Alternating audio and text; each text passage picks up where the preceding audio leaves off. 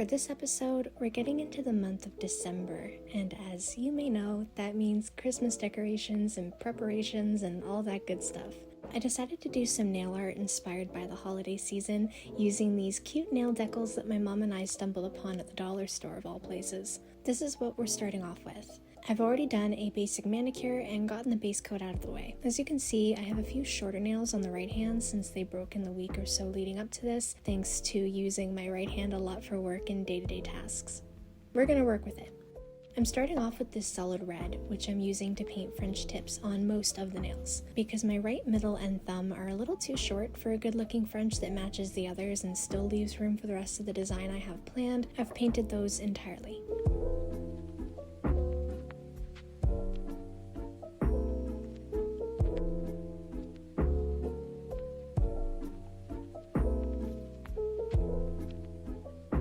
I often play Animal Crossing while waiting for my nails to dry, or in this case, waiting for the damn loading screen.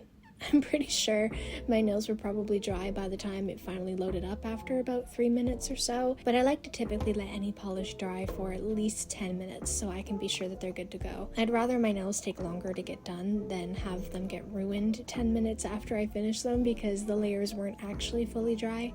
They're still looking a little rough, but I swear they won't stay that way. Bear with me. The next step is fixing them up a little, which I'm going to break out my red acrylic paint for. Using a small brush, I'm just cleaning up the edges and making it smoother, as well as filling in the sides where the polish didn't reach or it didn't have a great curve up the side of the nail. As easy as I made this sound, this process actually took several minutes for each hand until I was satisfied with the way that they looked.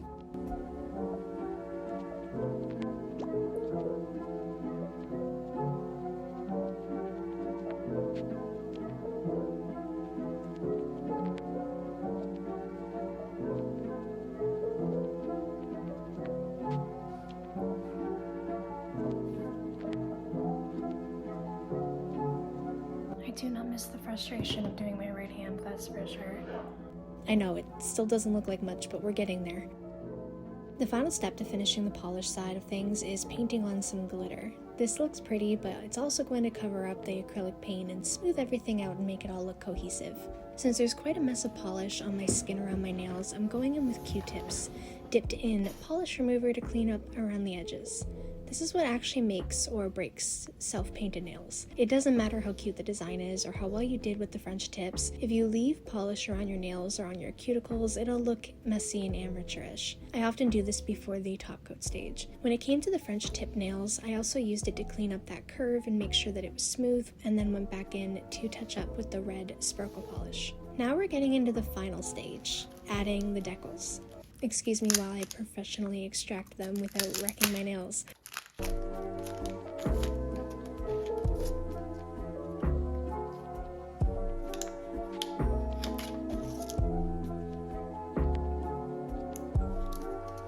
I'm basically just adding them to the center of the nail.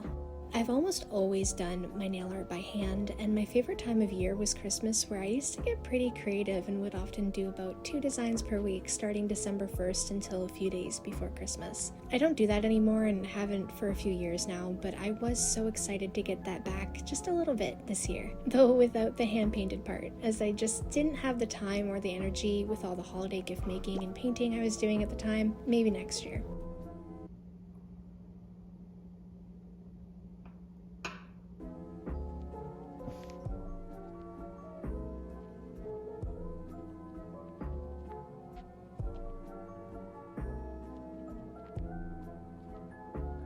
And some of these are definitely off center. That's gonna bug me.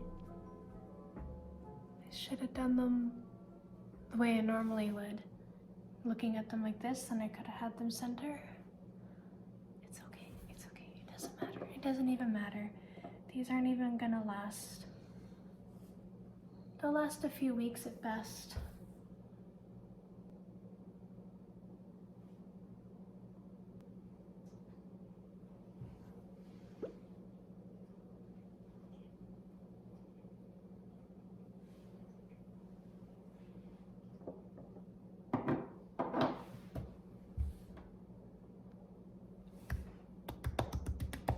Done. These decals were actually so Freaking cute. I did realize a little too late that they're a much more bright orange red than the red sparkle used for my nails, so it clashes just a tad. It would have been better to use one of my more orange toned red sparkles instead.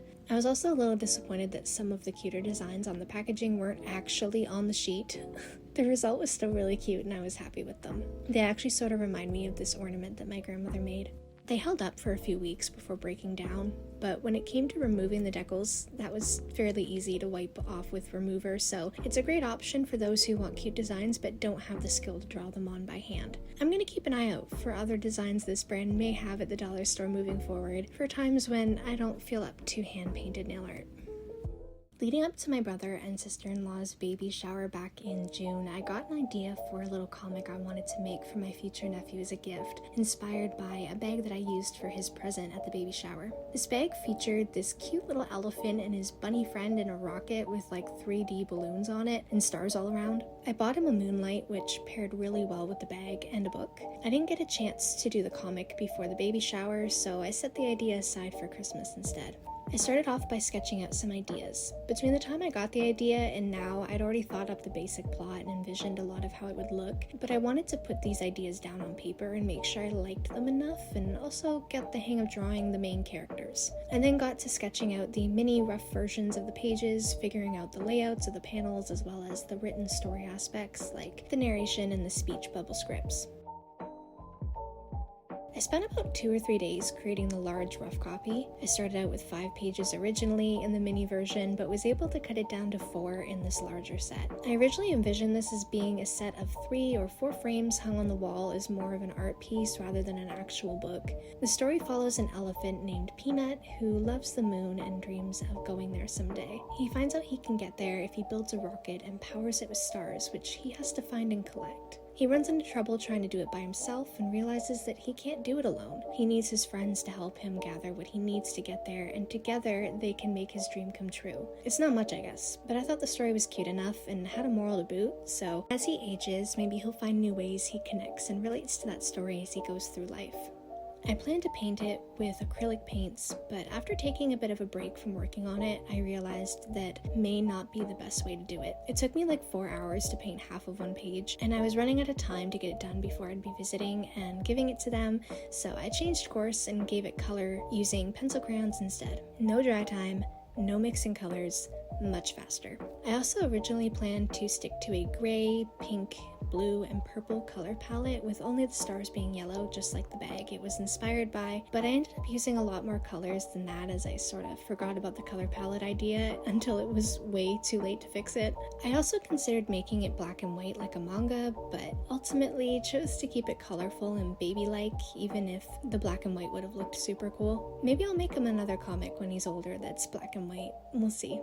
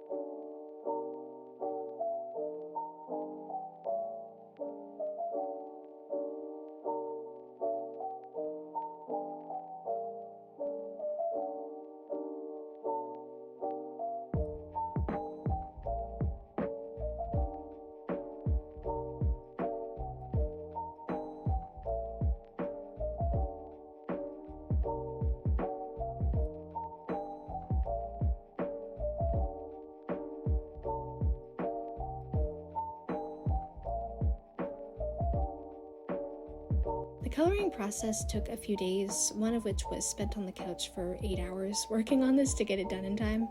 Because I started painting the first page, I colored pages 2 to 4 that had yet to be touched before tracing page 1 so I didn't have to redraw it from scratch. This was very uncomfortable on my arms, but gave a great base to work with, so it was worth it.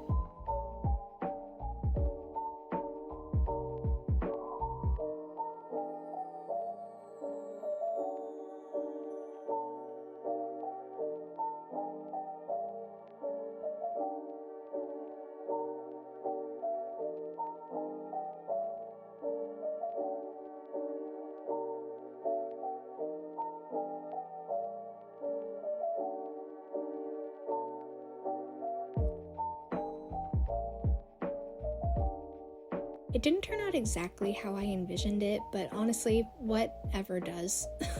It's still cute, and I'm sure he'll enjoy it when he's old enough. And as he ages, he'll appreciate the effort and thought that went into it, and that's all that matters.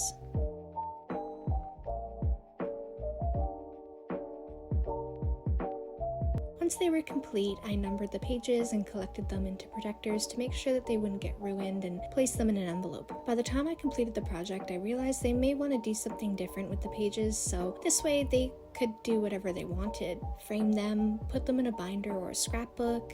There's lots of options. I'm so excited for when he's old enough to talk about the comic and tell me what he thinks of it. It's okay if he doesn't read it often, as it was meant to be more of an art piece for decoration than a book to be held and read dozens of times. That's why it's so short and sweet. But maybe in the future I'll make more comics that can age with him, following the adventures of this little elephant. Or maybe I won't. We'll see. It'll depend on what he wants.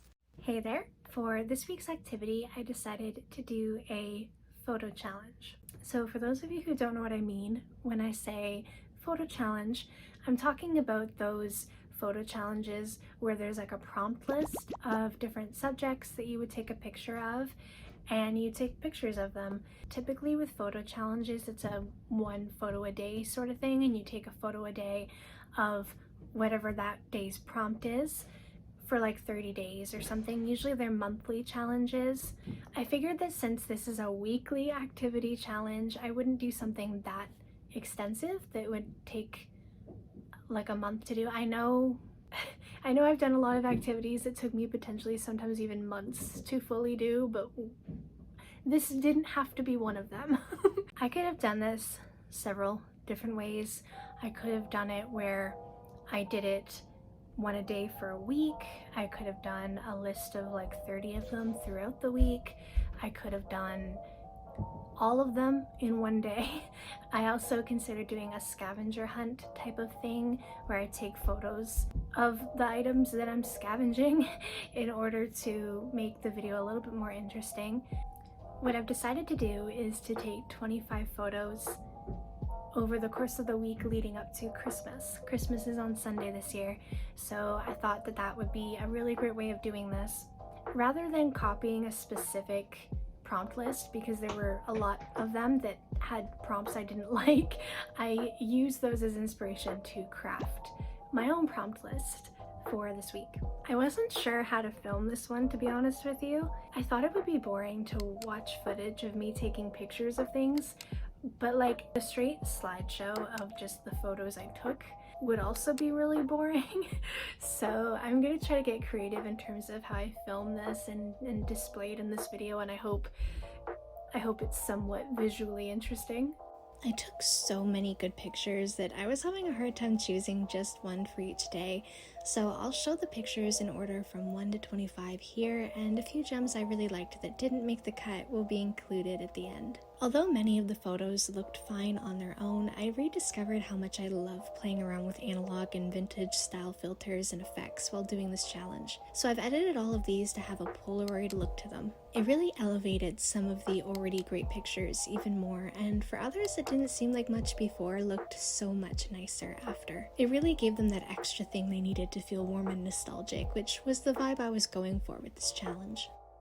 I had a lot of fun doing this activity actually. I personally really like photography, and it's something that I've dabbled in casually in the past, but it's not something I've ever done professionally by any means, but it is just another form of art really, and as a very artistic person, photography is something that I've always enjoyed. I just have never had a good enough camera to take pictures more regularly and to do it more seriously, and because I feel like my phone does the job quite well, I don't think I would actually personally, at least at this point, I don't think I would ever feel the need to purchase a professional camera, even for filming these videos for my YouTube channel. I feel like my iPhone 12 does a stand-up job of filming most of the content that I create, and I don't feel the need to invest a ton of money in a professional camera. And the same sort of applies for the photos that I take,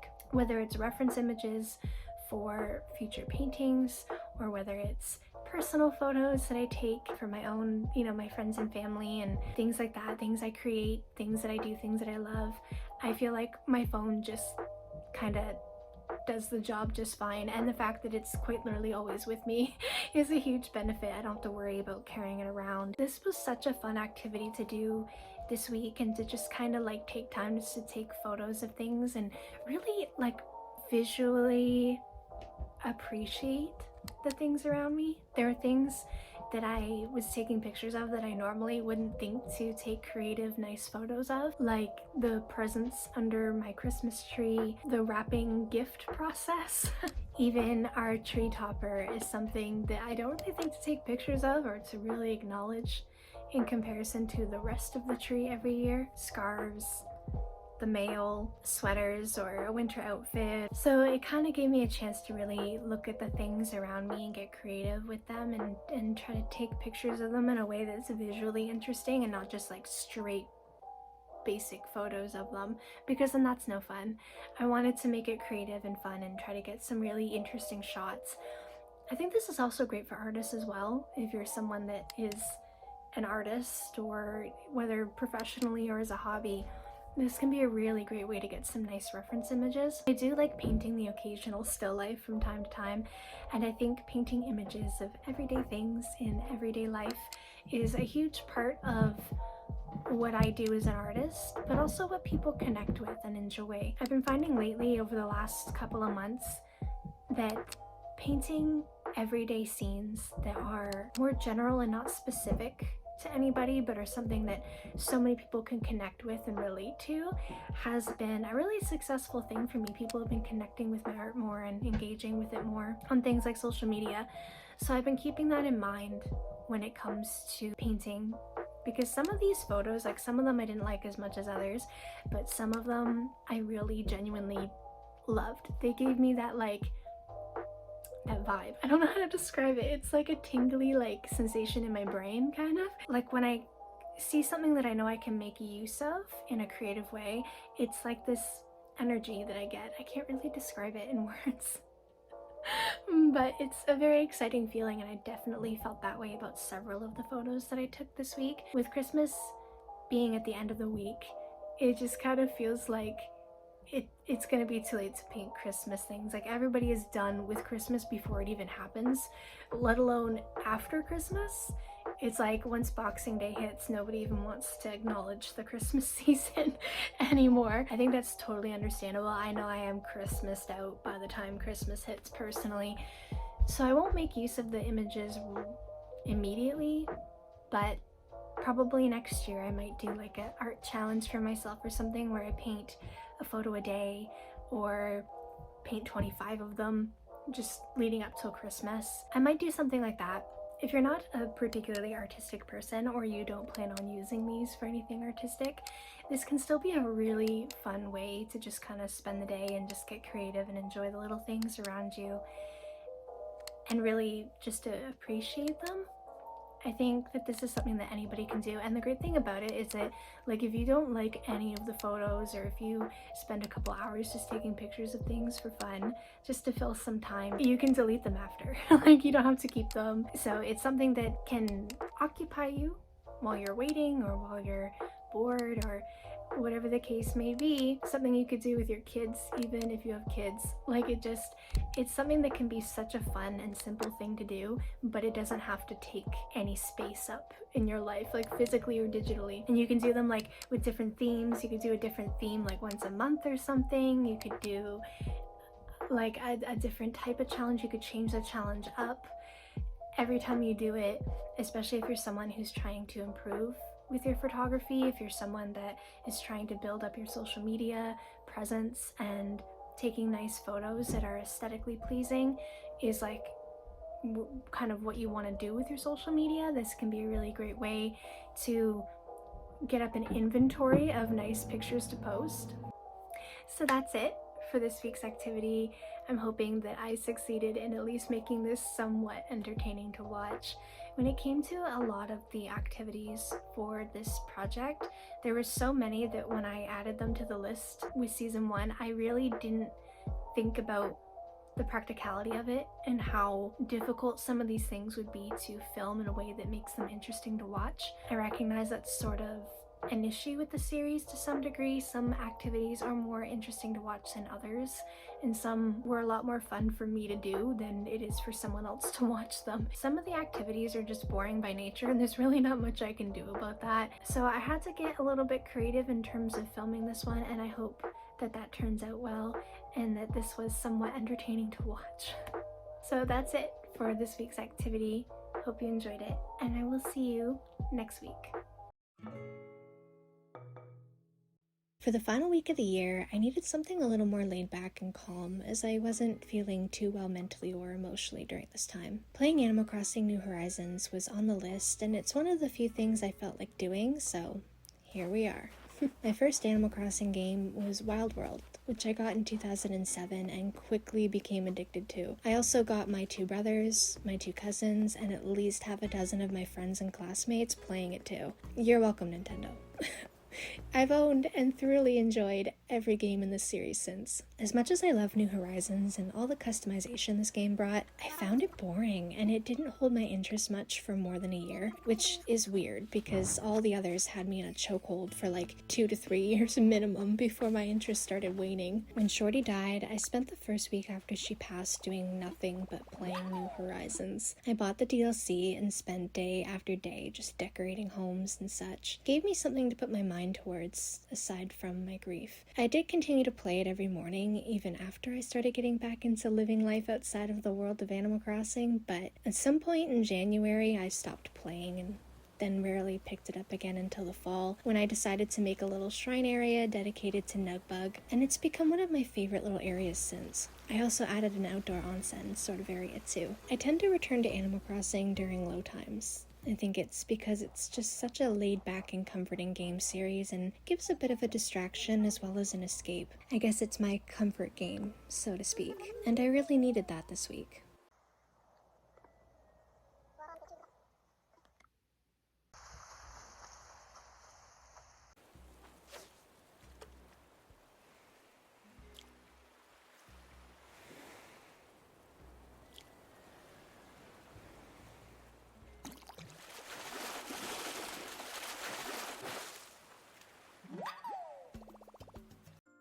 And that brings us to the end of episode 9. This is the final episode to feature activities from 2022. Sorry this series is lagged in terms of upload dates. The editing process has taken longer for some of them than I anticipated, but episodes 9 through 12 will be posted within the month of April. If this is your first episode and you enjoyed it and you'd like to keep up with me and future episodes, or you've been enjoying this series for a while and haven't yet, feel free to subscribe. Thanks so much for watching, and I'll see you in episode 10.